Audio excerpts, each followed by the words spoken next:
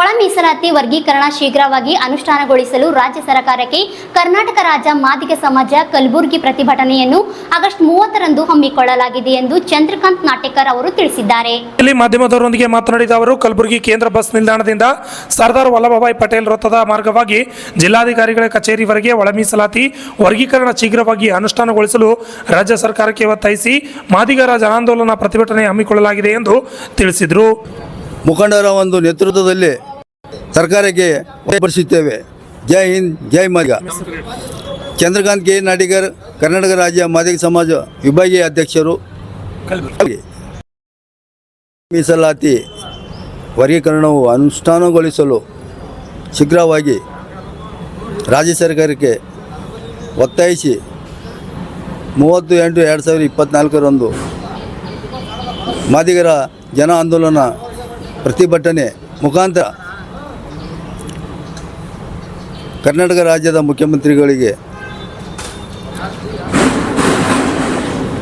1/8/2024 ಭಾರತ ದೇಶದ ಸರ್ವೋಚ್ಚ ನ್ಯಾಯಾಲಯದ ಮುಖ್ಯ ನ್ಯಾಯಾಧೀಶರ 7 ಜನ ಮುಖ್ಯ ನ್ಯಾಯಾಧೀಶರ ಪೀಠವು ಒಳ ಮೀಸಲಾತಿ ವರ್ಗೀಕರಣ ಅಂಗೀಕರಿಸಲು ಆಯಾ ರಾಜ್ಯಗಳಿಗೆ ಜನಸಂಖ್ಯೆ ಆಧಾರ ಮೇಲೆ ಒಳ ಮೀಸಲಾತಿ ಜಾರಿಗೆ ತರಲು ಸರ್ವೋಚ್ಚ ನ್ಯಾಯಾಲಯದ ನ್ಯಾಯಾಧೀಶರ ಒಂದು ಆದೇಶವನ್ನು ಇಲ್ಲಿವರೆಗೂ ನಮ್ಮ ಕರ್ನಾಟಕ ರಾಜ್ಯದ ಸರ್ಕಾರವು ಸಂಪೂರ್ಣವಾಗಿ ವಿಳಂಬ ಮಾಡುವುದಕ್ಕೆ ತರಬೇಕು ಎಂದು ನಾವು ಸಮಾಜದ ಒಂದು ಮುಖಂಡರ ಒಂದು ನೇತೃತ್ವದಲ್ಲಿ ಸರ್ಕಾರಕ್ಕೆ ಒತ್ತಾಯಿಸುತ್ತೇವೆ.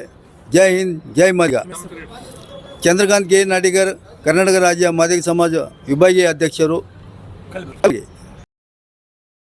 ಮುಖಂಡರ ಒಂದು ಸಂಯುಕ್ತ ಆಶ್ರಯದಲ್ಲಿ ಇದೇ ತಿಂಗಳ ನಾವು ಒಂದು ಬೃಹತ್ ಪ್ರತಿಭಟನೆ ಮುಖಾಂತರ ನಮ್ಮ ಆಳುವ ಸರ್ಕಾರ ಕಾಂಗ್ರೆಸ್ ಪಕ್ಷದ ಚುನಾವಣೆ ಸಂದರ್ಭದಲ್ಲಿ ಒಳ ಮೀಸಲಾತಿ ವರ್ಗೀಕರಣ ಕುರಿತು ಪ್ರಣಾಳಿಕೆಯಲ್ಲಿ ತಾವು ನೀಡುವ ಭರವಸೆಯನ್ನು ಕೂಡಲೇ ಮಾನ್ಯ ಮುಖ್ಯಮಂತ್ರಿಗಳು ವಿಶೇಷ ಒಂದು ಮುಖಂಡರ ಒಂದು ಸಂಯುಕ್ತ ಆಶ್ರಯದಲ್ಲಿ